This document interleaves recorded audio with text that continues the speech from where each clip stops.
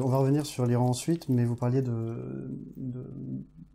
d'alliance de circonstances avec la Russie, et justement je voulais vous poser cette question. Si on fait un bilan un peu après la Géorgie, la Crimée, l'Ukraine, de la stratégie de Vladimir Poutine, est-ce qu'elle est gagnante? Est-ce qu'elle est perdante? En ce qui concerne Vladimir Poutine, qu'on a beaucoup villénisé, il est devenu le diable dans cette affaire, en tout cas dans la propagande occidentale. Dans la pratique, pour le stratège qui regarde les choses avec équanimité, ce qu'il faut dire, c'est que M. Poutine a perdu en Ukraine une bataille essentielle. L'Ukraine, pour la Russie, c'est quelque chose de formidablement important. En 2004, il a réussi à reprendre la main après la révolution orange. Et puis, il l'a perdu en 2015, lorsque, finalement, M. Poroshenko est arrivé et qu'il est devenu net que les 40 millions d'Ukrainiens, dans leur immense majorité, ne désiraient plus être dans l'ère russe, mais au contraire souhaitaient s'en écarter. L'Ukraine est composée de 3 parties en définitive. Il y a la partie occidentale qui est catholique, on appelle ça uniate. Elle a toujours été sous domination des Lituaniens ou des Polonais. Il y a la partie centrale, l'essentiel, patriarcat de Kiev, proprement créé, et puis il y a la partie orientale, qui est russe, totalement russe, non seulement russophone, mais russe ethniquement, et qui est rattachée au patriarcat de Moscou. C'est là, à Louchansk, Donetsk, qu'il y a aujourd'hui des combats. Mais enfin, ce sont des combats retardateurs. À mon avis, la partie est jouée. L'Ukraine ne fera plus jamais partie, à mon avis, du projet poutinien de l'Union économique euro-asiatique. Bon, donc c'est une défaite. Alors, il s'est rattrapé en reprenant la Crimée, ce qui était la moindre des choses.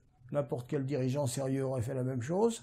D'ailleurs, la Crimée a été offerte en 1954 par Khrouchtchev, ukrainien lui-même, à une époque où on pensait que l'Union soviétique était pérenne.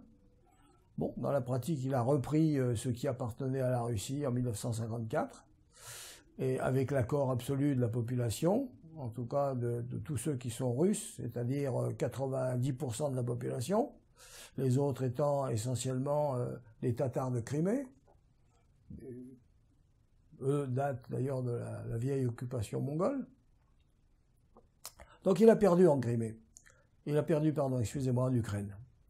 Alors, dans la pratique, en Syrie, par contre, tactiquement, il a été remarquable.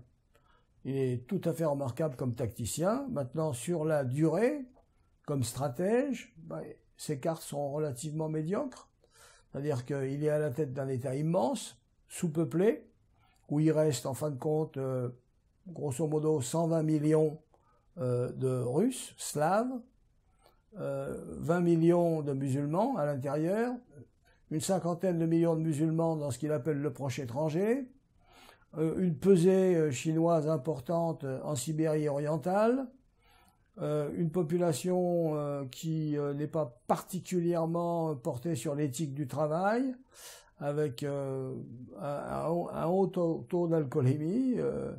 Donc l'avenir de la Russie sur les 50 années à venir, dans la mesure où on a essentiellement axé les choses sur les hydrocarbures, et notamment le gaz naturel, bon, il est limité. Il est limité par rapport à la montée de la Chine, par rapport à la capacité d'adaptation et à l'inventivité des Américains. Bon, la Russie reste en série B.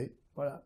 Donc, brillant tacticien, a fait en Syrie ce que d'ailleurs les États-Unis et les Européens auraient dû faire, c'est-à-dire frapper non seulement sur l'État islamique, mais sur les autres mouvements islamiques qui valent pas mieux, notamment ceux qui étaient alliés à Al-Qaïda officiellement hier encore et qui ont changé de chemises, mais dont la nature est restée la même, c'est-à-dire ceux qu'on appelle Fatah el-Sham et autres. Bon, il n'y a aucune différence de nature entre les uns et les autres, si ce n'est le style. Donc à mon avis, bon, Poutine, pour l'instant, en Syrie, il est essentiel.